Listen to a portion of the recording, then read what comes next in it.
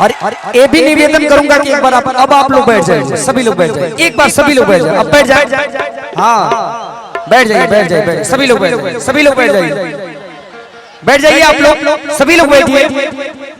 आप लोग इस हिंदुस्तान देश के शेर हैं, तो हम चाहते हैं कि शेर हमेशा बड़े मोहब्बत के साथ रहते, जब खुखार जब शिकार करना होता है तब होता है। बैठ जाइए सभी लोग, बैठ जाइए, सभी लोग बैठ जाइए। भोजपुरी के स्टेज स्टार और हम सभी के बड़े भाई, देखिए इस समय एक बार धनंजय शर्मा का भी एक जोरदार ताली बजा के स्वागत करिए आप लोग। पूर्वांचल के कोयलिया जकरा के हम कहिला, साउंड के पास से हट जाइए भैया आप लोग, साउंड के पास से थोड़ा हट जाइए किनारे। छपरा सिवान गोपालगंज के एगो ऐसा शेर, पूर्वांचल के एगो ऐसा कोयलिया जेकर नाम निशा उपाध्याय, एक जोरदार ताली बजा के स्वागत करिए आप सब। और भोजपुरी की बहुत ही अच्छी नृत्यांगना अदाकारा माही मनीषा, मैं चाहता हूं कि आप लोग सामने आइए, सामने आइए, साथ में जितना लोग बापू लोग साथ में आ जाए, रिशिता आप लोग, हाँ ये इधर इधर एक ताली बजा दीजिए, जोरदार ताली। आइए भोजपुरी के भाई सुपरस्टार गायक अभी नागेंद्र भैया गावत रहेंगे आप सबके बीच। हम चाहते हैं पर नागेंद्र भैया खाते हुए जोरदार ताली हो जाए, जोरदार ताली बजा के स्वागत करिए आप सब। आप सबके बेटा, आप सबके भाई, आप सबके लाल जे मंच पे मजावेला एकदम धमाल है कि नहीं, तो सबका के प्रणाम हमारे तरफ से। भोजपुरी के बहुत ही अच्छे लोग हैं ये सारे लोग,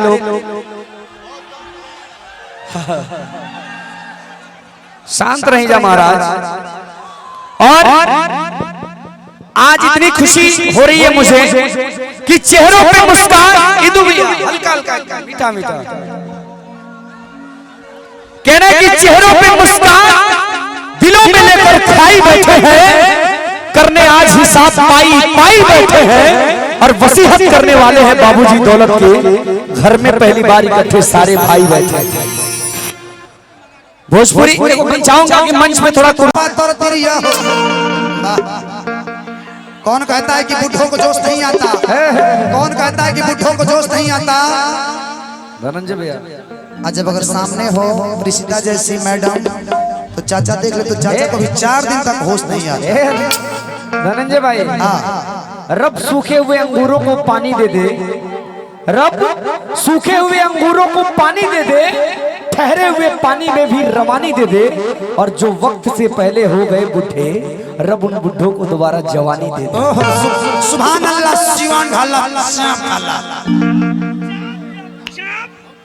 कि आए है पातर तिरिया हो, आए है पातर तिरिया हो, रे माजा काम बड़ा दौल सभी, आए है पातर तिरिया हो, आए है पातर मर्दा हो, आए है पातर तिरिया हो, आए है पातर तिरिया हो,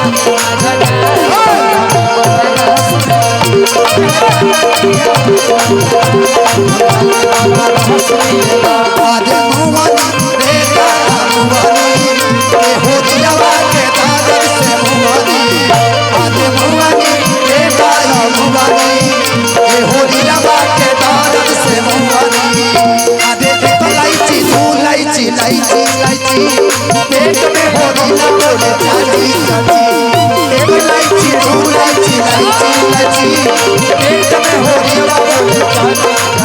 मर गए दैया हो, मर गए दैया हो, मनीषा हो,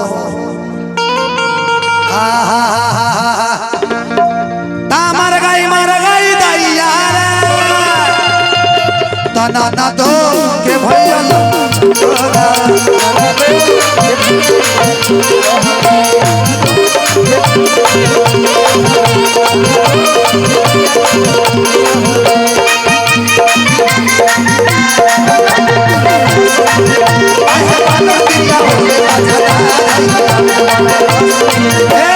लेकिन कहे बुढ़वा मलाई खाला बुढ़िया खाला लपसे,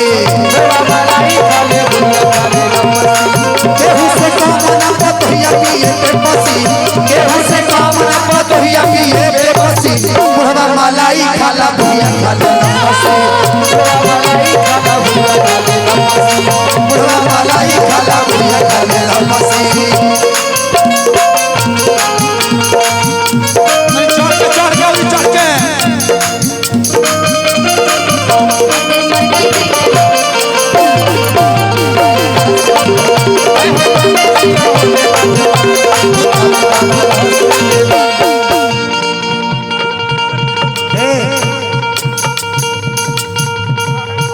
अरे एक लाइची दू लाइची लाइची लाइची पेट में होरीला बोले चाची चाची एक लाइची दू लाइची लाइची लाइची पेट में होरीला बोले चाची बाप हो बाप नहीं छील दलो आज भर ढील द ढोंढी जानी छील द देखो भाई अपने में आके लोग नाच करता है आज भर रुक जा। हां गलत बात ऐ सब ना होके ना अभी ना हम गा दे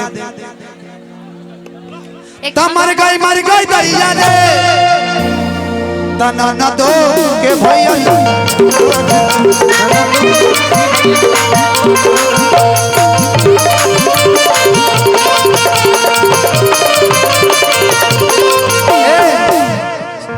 सुन रे गड़िया धाराई द बलमुआ गड़िया धाराई द बलमुआ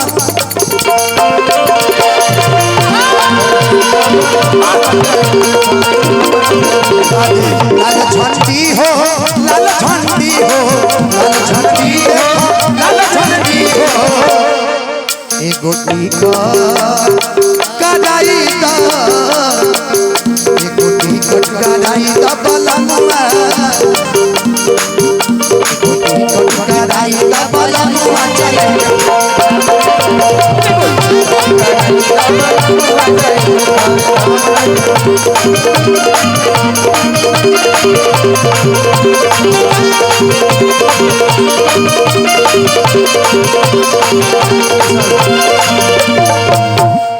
थोड़ा थोड़ा पीछे चले जाइए, हम चाहेंगे थोड़ा थोड़ा लोग पीछे आ जाइए, पीछे आइए, पीछे थोड़ा हमारे नाल वाले भैया धोबिया में लीजिएगा। हाँ, सुन रहे हैं हाँ, हमारी बात? नाल वाले भाई धोबिया में लीजिएगा, स्केल 2 लगा दीजिएगा। आइए टिंकू भैया एक निवेदन है कि थोड़ा सा हमारे भाई नाल वादक बैठे हैं तो अगर साइड हो जाएंगे अलिया जी तो निवेदन होगा थोड़ा सा उन लोग को बजाने में डिस्टर्ब होगा। हाँ हो गया ना। दिल की ये बातें ये मैं माही मनीषा जी के पहली बार मैंने गाया था ये गाना। इधर ही ना उतार दीजिए ना, वो उतार दीजिए, जो टी शर्ट है उतार दीजिए।